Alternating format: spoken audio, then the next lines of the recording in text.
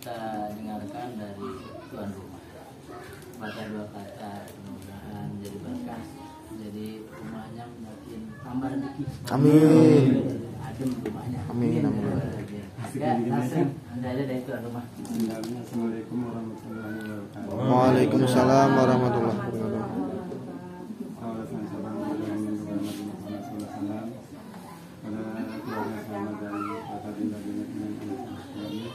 Semoga acara ini tanggal 12 November 2003 hari Minggu. Alhamdulillah semuanya dapat hadir kan. Amin. Juga Kang Awang sama Buaya Putri. Terima kasih.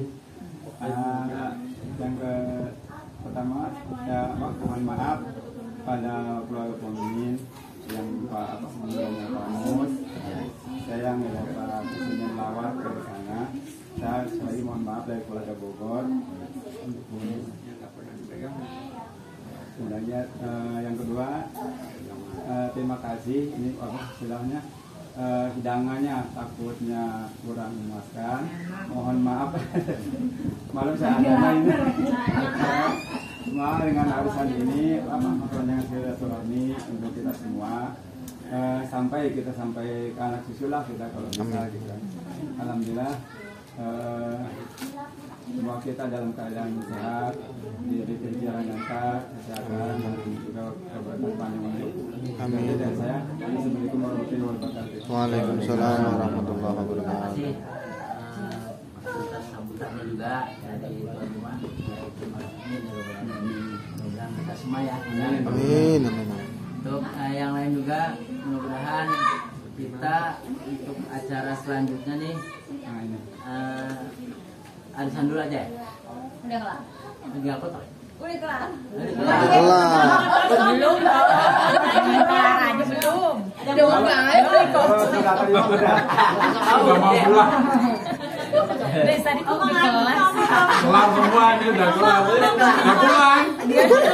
Wow, bikin main belum minum apa Oke, sedikit kita minta sampaikan dari ketua pembina kita, Pak Basri. Boleh ngantuk kita semua. Gak jadi ngantuk. Ya, sedikit sepatah dua kata dari pembina arisan kita, Pak Basri. Sebenarnya kami persilakan. Assalamualaikum warahmatullahi wabarakatuh. Waalaikumsalam warahmatullahi Salam wabarakatuh. sejahtera buat kita semuanya. Semoga pertemuan ini membawa kebaikan dan keberkahan bagi kita semuanya, terutama untuk tuan rumahnya dan keluarganya. Amin. Saudara-saudaraku semuanya saya hormati. Saya memang yang saya tekankan, yang selalu saya ingatkan bahwa kita satu saudara, ya kita semuanya namanya satu saudara. Saya itu satu, udara itu perut, berarti kita satu perut lah. Jadi kita memang satu keluarga besar. Jadi inilah gunanya keluarga besar kita. Di saat kita ada apapun kita bisa saling membantu. Kita juga ada apapun. Memang kalau kita kemarin kita ada keluarganya dari kemarin Pak Mus yang bersama kita kemarin di sini juga, sekarang tidak sama kita, itu juga mengingatkan kita bahwa hidup kita juga singkat sama-sama semuanya. Kita juga nunggu seperti beliau gitu. Jadi ya kita ya minta ampunan sama Allah itu harus terus kita lakukan. Dan semoga aja kita ampunan kita diampuni, kita tidak ada, kita menjadi manusia yang husnul khotimah. Itu kan yang cita-cita kita semuanya gitu. Ya itu ya, gunanya pertemuan ini kan sambil kita saling silaturahmi, kita kan bagaimanapun ini untuk memperpanjang umur kita, untuk memberikan keberkahan bagi rezeki kita. Bagaimanapun juga ya dengan adanya silaturahmi ini katakanlah kasarannya kematian kita tertunda gitu ya, seperti itu kasarannya. Jadi semoga aja seperti yang tuan rumah sampaikan tadi, yang kita ingatkan juga terusan bahwa silaturahmi kita jaga terus sampai anak cucu kita, bagaimanapun juga kita, karena memang banyak pertemuan-pertemuan seperti ini yang memang tidak bertahan lama karena ada perbedaan sedikit saja, berbeda akhirnya keluar meruncing. Jadi bagaimanapun tujuannya kita silaturahmi itu aja, perbedaan apapun semuanya memang beda. Kita ada lagi, kita ada perempuan, kita ada untuk satu kepala juga beda pemikiran, beda masa, beda apapun, tapi itu jangan sampai itu masuk ke ranah silaturahmi kita gitu. Kita silaturahmi, ya udah kita silaturahmi, ayo kita bawa apapun yang bisa kita lakukan, apapun kita bantu ya kita bantu. Itulah tujuan kita seperti ini. Jadi saya harap ya kita mari sama-sama kita jaga kekeluargaan ini sehingga bisa semakin besar dan semakin lama. Amin. Mungkin sedikit dari saya. Terima kasih. Wassalamualaikum warahmatullahi wabarakatuh. Waalaikumsalam warahmatullahi wabarakatuh. Alhamdulillah kita diingatkan untuk mempersiapkan diri untuk kita bertemu dengan Allah. Dengan itu berbanyak beristighfar. Kita siapkan diri itu agama kita, ilmu kita untuk menghadap Allah. Perbanyak itu semua, kita banyak istighfar.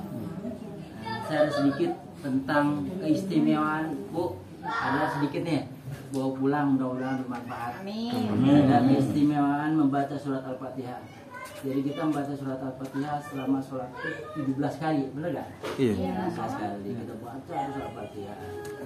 Nama Al-Fatihah ini juga banyak namanya, ada. Jadi kelebihan Al-Fatihah ini saya bacakan ya. Rasulullah, surat Al-Fatihah ini menjadi surat paling awal saat kita hendak buka Al-Quran. Jadi kita kalau buka ada Al-Fatihah. Dan kita membaca itu untuk kita untuk memberi doa buat hadiah Al-Fatihah.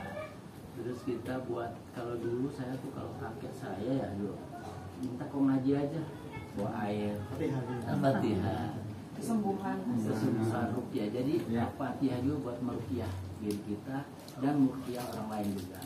Jadi baca Al-Fatihah itu. Terus Al-Fatihah selalu dibaca dan sesudah melakukan segala sesuatu. Dari pembukaan juga kita baca Al-Fatihah, doa Al-Fatihah. Rasulullah juga mengatakan bahwa seorang tidak membaca Al-Fatihah saat menjalankan sholat dikatakan itu tidak sah, karena surat Al-Fatihah memiliki peranan yang sangat penting. Adapun keistimewaan surat Al-Fatihah itu jika dibandingkan dengan surat lain, yang pertama, kalau kita baca surat Al-Fatihah nih, yang pertama, kebaikan orang tersebut diterima oleh Allah Subhanahu wa taala. Kita baca Al-Fatihah. Kedua, seluruh dosanya yang ada di dunia diampuni. Kita baca Al-Fatihah. Ketiga, akan selamat lidah mereka dari api neraka yang sangat panas. Keempat, akan terhindar dari murkanya Allah. Kelima, mampu berjumpa dengan Allah. Kita harapkan ya. Keenam, terbebas dari azab ketika dikubur nanti. Ketujuh, mendapat derajat yang lebih tinggi dibandingkan mereka yang tidak membaca nanti ketika di surga. Kedelapan, keutamaan dan khasiat membaca surat Al-Fatihah sebelum tidur mampu membuat seseorang aman dari segala hal kecuali kematian. Kesembilan, rumah yang sering dibaca Al-Fatihah dan surat Al-Ikhlas akan bebas dari kepakiran serta akan berlimpah kebaikan. 10, membaca Al-Fatihah sudah seakan-akan menyedekahkan emas di jalan Allah. Ke-11, satu ayat dari surat Al-Fatihah menutup satu pintu neraka bagi orang tersebut. Ayat aja ya. Kita Al-Fatihah itu 7 ayat. Ke-11, 12 membaca surat Al-Fatihah dengan ayat kursi dan 2 ayat surat Al-Imran ketika sholat akan dibalas di surga. Terus ke-13, manfaat membaca Al-Fatihah yang terakhir adalah kita seakan telah membaca kitab Injil, kitab Jabur, kitab Al-Quran, Taurat, Suhuf Ibrahim, dan Suhuf Idris sebanyak 7 kali. Jadi kalau bisa menjadi amalan Al-Fatihah ini, saya 3 kali, 7 kali, atau dibaca setiap sholat 4 kali, jadi berjumlah 20 setiap sehari itu kita dawamin, kita biasain, sebab ini buat kebaikan kita. Al-Fatihah itu dan tadi salah satu ada 13 yang kebaikan kalau kita baca Al-Fatihah. Sebab kalau kita baca Al-Fatihah kita sama aja berdialog dengan Allah. Ketika kita membaca Bismillahirrahmanirrahim, Alhamdulillahirabbil alamin. Allah bilang ketika kita baca Alhamdulillah, hambaku sedang memuji. Ketika kita baca Alhamdulillah, Ar-Rahmanir-Rahim, hambaku mengagungkanku. Maliki yaumiddin, hambaku telah mengagungkanku, memuliakanku. Jadi setiap ayat kita baca, maka Allah akan menjawab terus. Terus ketika kita jadi 1, 2, 3 itu pujian pada Allah, dan baru yang kelima ihdinas siratal mustaqim, tunjukilah jalan yang lurus. Jadi tunjukilah jalan yang lurus bukan berarti kita minta tunjukkan. Jadi segala sesuatu, kalau misalnya kita nggak punya rezeki, tunjukilah jalan yang lurus. Kayak dagangan nggak laku-laku nih. Kita minta petunjuk dari Allah, banyak membaca Al-Fatihah. Terus kadang kita pusing, apalagi kita punya keluarga, enggak semuanya lancar rezekinya. Kadang-kadang enggak dari kita, dari istri. Enggak dari istri, dari tetangga. Enggak ada tetangga, semua ada aja. Jadi kita kembali lagi ke Allah, kita minta Allah, minta jalan keluar yang terbaik, berbanyak Al-Fatihah. Terus ada lagi, kalau kita baca Al-Fatihah setelah maghrib ke isya selama 41, itu Allah akan kabulkan segala hajat kita. Amin. Terus kita kalau punya ini di rumah, kalau ada galon kayak gini galon, kita baca 7 sambil baca buat anak kita, baca Bismillahirrahmanirrahim, masuk ke galon kita buat anak kita buat kesembuhan kesehatan. Kita baca itu. Nah dulu kakek saya tuh obat tidak kasih air doang, kasih putih, pulang sembuh dengan Al-Fatihah. Jadi kalau bisa menjadi wirid Al-Fatihah itu buat kita berkahnya. Amin, insyaallah. Jangan sampai kita, sebab di situ ada al-mahfuzah, itu ada doa. Jadi 4 ayat itu kita mengabulkan Allah.